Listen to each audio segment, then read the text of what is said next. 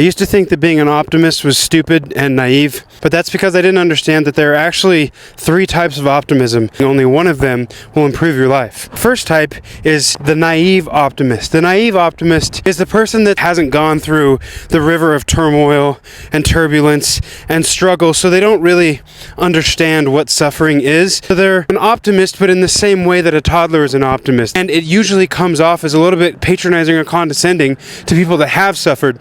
The second kind is avoidant optimism. And these are the people that have suffered, that have struggled, maybe are in the midst of the struggle, but refuse to feel the struggle, refuse to feel the pain, or even to acknowledge it. So they just pretend everything is okay all the time, while inside they have this pit of despair, maybe even bitterness that is eating them inside, maybe coming out in passive-aggressive ways to everyone else around them. But there's a third type of optimism, and that is informed optimism, intentional optimism. That is the guy that has been on one side of the river, gone through the river, swam upstream as long as he needed to, and got to the banks on the other side. That is the kind of optimism that I try to incorporate into my life. That is the kind of optimism that will not break under the worst of circumstances, that can be an inspiration to people that need it. That is the kind of optimist that we need men to become. That is the kind of optimist that accepts suffering, accepts pain, but also realizes